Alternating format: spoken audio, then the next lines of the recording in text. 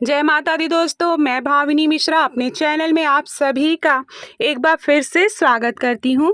इस वीडियो में मैं आपसे शेयर करने जा रही हूँ कि जब हम करवा चौथ की पूजा कर लेते हैं तो चौकी कब हटाएंगे, जो प्रसाद है उसका क्या करेंगे, श्रृंगार का जो सामान हमने चढ़ाया है उसका क्या करेंगे। तो ये सारी जानकारी मैं इस वीडियो में दूंगी। तो सबसे पहले चौकी जो है अगले दिन सुबह या 2-4 घंटे बाद ही हटाई जाती है पूजा के। तो उसमें से जो आपने श्रृंगार का सामान चढ़ाया है उसमें से प्रसाद के रूप में, जैसे बिंदी आपने चढ़ाई है, बिंदी लगा लेंगे। चूड़ी जो चढ़ाई है उसमें से 2 चूड़ियाँ आप पहन लीजिए, तो ये प्रसाद के रूप में ले लीजिए। थोड़ा सा सिंदूर ले लीजिए, लगा लीजिए। तो इस तरह से ये प्रसाद के रूप में आप सबसे पहले ये काम करना है। और याद रखिए, जब भी पूजा खत्म हो जाए, आपने पारण किया हो तो तुरंत से जो श्रृंगार का सामान है वो नहीं उतारना चाहिए, जो सुहाग का सामान है वो नहीं उतारना चाहिए। जैसे चूड़ियाँ हैं आप तुरंत से ना उतारें, बिंदी सिंदूर आपने जो भी चीज़ें पहनी हुई हैं उसको तुरंत से नहीं हटाना चाहिए। इस बात का हमें ध्यान रखना है। चूड़ियाँ आप एक आध दिन पहने रहिए। उसके बाद ये जो बाया की थाली है ये पूजा के बाद सासू माँ को दी जाती है। तो सासू माँ को दे के उनको उनका पैर छू के आशीर्वाद लिया जाता है। सासू माँ नहीं है अगर पास में तो उनके नाम से आप रख दीजिए, कहीं और रहती हैं। ससुर नहीं है, सासू माँ विडो हैं, तो आप उनको कुछ पैसे दे के आशीर्वाद लीजिए। और यहाँ पर आप जो श्रृंगार का सामान है वो आप अपनी ननद को या जेठानी को, किसी सुहागिन महिला को आप दे सकते हैं। मिठाई ज़रूर दें और कुछ दक्षिणा के रूप में आप पैसे ज़रूर दें। उसके बाद जो ये फल फूल है वो प्रसाद के रूप में घर के सभी सदस्यों को बांट दें। सबसे पहले अपने पति को खिलाएं, बच्चों को खिलाएं, बड़ों को खिलाएं, सास ससुर को खिलाएं और घर में जो भी सदस्य हैं उनको प्रसाद के रूप में बांट दें। ये जो भी ड्राई फ्रूट्स हैं, जो भी चीज़ें आप प्रसाद के रूप में चढ़ाई हैं, उसमें से कुछ पार्ट जो है आप प्रसाद का वो दक्षिणा के रूप में भी निकालें, जिसको सीधा बोलते हैं। किसी पंडित जी को दान किया जाता है या किसी ज़रूरतमंद को दान किया जाता है, तो उसमें भी आप अलग से थोड़ा सा निकाल दीजिएगा। तो ये सारी चीज़ें आप संभाल के रख लीजिएगा।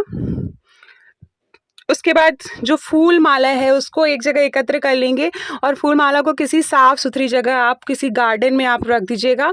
बहुत से लोग गंगा में प्रवाहित करते हैं या नदी में प्रवाहित करते हैं, तो अब आसपास नदी नहीं मिल पाती है तो आप उसको जो है आप कहीं पे साफ जगह प्रवाहित कर सकते हैं। जो हल्दी की गांठ आपने चढ़ाई है वो पंडित जी को दान दे दीजिएगा। जनेऊ जो चढ़ाया है उसे भी पंडित जी को आप दान दे दीजिएगा।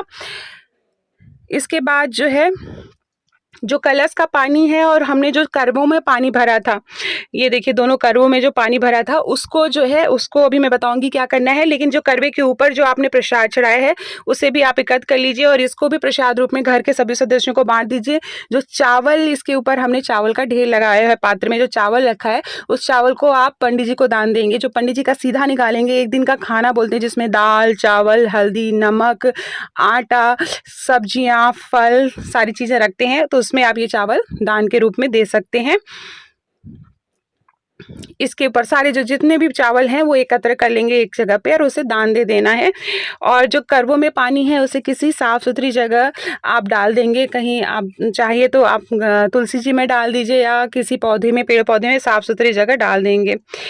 ठीक है। ये देखिए जो छलनी है रखी है, ये जो सीकी है इसको भी आप गार्डन में कहीं स्वच्छ जगह, इसको हम सीकी को भी रख देंगे। अभी मैं दिखाऊंगी कि कैसे रखा है। और एक चीज़ और ध्यान रखिएगा कि इसको कहीं ऐसे फेंकिएगा नहीं, इसको आप साफ़ सुथरी जगह ही रखिएगा। जो करवे हैं उनका जल जो है किसी साफ़ सुथरी जगह आप डाल के पेड़ पौधों में, और उसमें हम अनाज भरकर साल भर के लिए रखते हैं। किसी आप अपने जहाँ पे भी आपका भंडारा गृह है, जहाँ पे आप सामान रखते हैं, किचन है जहाँ पे आप सारे सामान रखते हैं, अनाज रखते हैं, वहाँ पर अनाज भरकर इन करवों को 1 साल तक के लिए रख देना है। तो इस करवे का जो जल है वो हम तुलसी जी में या किसी साफ़ सुथरी जगह डाल देंगे। जो चावल है उसमें से कुछ चावल आप चिड़िया को भी डाल सकते हैं, जहाँ पे चिड़िया आती हो आप वहाँ पे भी चिड़िया को खिला सकते हैं। ये देखिए ये किताब रख लीजिए, इस किताब को हर साल आप प्रयोग में ला सकते हैं। बहुत से लोगों ने पूछा कि जो फोटो है उसको भी क्या विसर्जित करना है, तो ज़रूरी नहीं है। आप इस फोटो को हर साल आप इस फोटो को रख दीजिए साफ सुथरा एक जगह पे, और फिर आप अगले साल भी इस फोटो को यूज़ कर सकते हैं। बहुत से लोग फोटो को विसर्जित भी कर देते हैं, तो दोनों चीज़ आप कर सकते हैं। दोनों में कोई वहम मत पालिएगा कि नहीं ऐसा नहीं ऐसा है। तो मैं तो फ़ोटो रखे रहती हूँ और हर साल इसी फ़ोटो से पूजा कर लेती हूँ। पूजा हो जाती है, इसको अच्छे से रख देती हूँ संभाल कर। ये जो कि फूल जो है, फूल को मैंने जैसे बताया कहीं पे आप या तो ज़मीन में थोड़ा सा गड्ढा खोद के वहाँ पर भी आप जो है फूल को विसर्जित कर सकते हैं। जो भी चीज़ें यहाँ पर जो चौकी पर है, चावल ऑवल, वो सबको अलग कर लीजिए और इसको भी एक जगह रख दीजिए। या ये चावल जहाँ पर गिरा हुआ है इसको आप चिड़िया को डाल सकते हैं। तो इस तरह से हम चौकी हटाते हैं। ये देखिए पूरी चौकी हट गई है। अब यहाँ पर गंगा जल इस तरह से गिराएंगे और हाथ जोड़ेंगे, और जो भी देवी देवता यहाँ पे आए हैं वो अपनी अपनी जगह चले जाएं, और हमारा मुझसे जो भी भूल चूक हुई हो, पूजा में गलतियाँ तो हो ही जाती हैं, तो जो भी भूल चूक हुई हो हमें माफ़ करिएगा और अपना आशीर्वाद बनाए रखिएगा। ऐसी प्रार्थना करते हुए हमें यहाँ पर इस तरह से जय कर लेना है और फिर चौकी हटा देनी है। अब ये देखिए, ये मैंने जो करवों में जल था उसको यहाँ पर गिरा दिया, पेड़ पौधों में गिरा दिया। इसी तरह सिक्की भी यहाँ साफ सुथरी जगह रख देंगे, और फूल जो है वो भी यहाँ पे रख देंगे।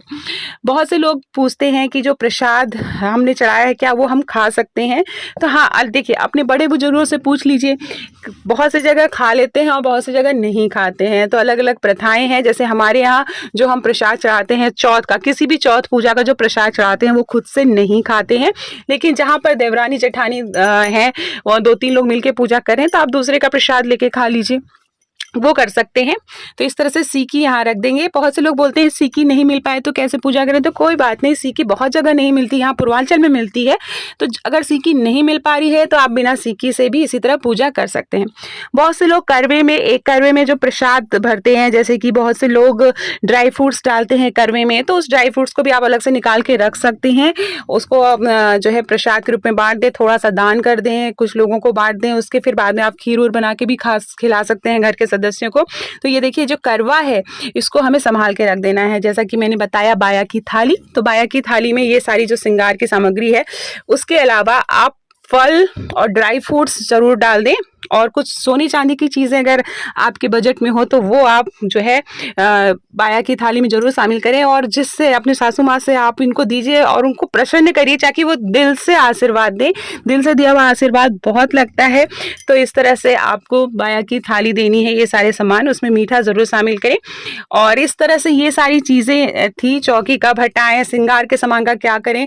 जो श्रृंगार का सामान हमने अलग से चढ़ाया है उससे भी किसी पंडिताइन को दान देना चाहिए, किसी सुहागिन को दे देना चाहिए। तो ये सारी जानकारी थी। इसमें से अगर कुछ रह गया हो तो आप कमेंट बॉक्स में ज़रूर पूछिएगा, मैं आंसर देने की कोशिश करूंगी जल्दी से जल्दी। और आप सभी को करवा चौथ व्रत की बहुत बहुत शुभकामनाएं। ये करवा चौथ हम सब के जीवन में सुख, समृद्धि और ऐश्वर्य लेकर आए। और मेरे चैनल को प्लीज़ सब्सक्राइब कर लीजिएगा। रेड बटन पे क्लिक करेंगे तो बेल आएगी, बेल पे क्लिक करेंगे तो 3 ऑप्शन आएंगे, ऑल पे क्लिक करेंगे तो मेरे सारे वीडियो के नोटिफिकेशन आप तक पहुंच सकेंगे। करवा चौथ की पूजा विधि भी मैंने डाली है, पूजा सामग्री भी मैंने डाली है, आप मेरे चैनल पे जाके देख सकते हैं।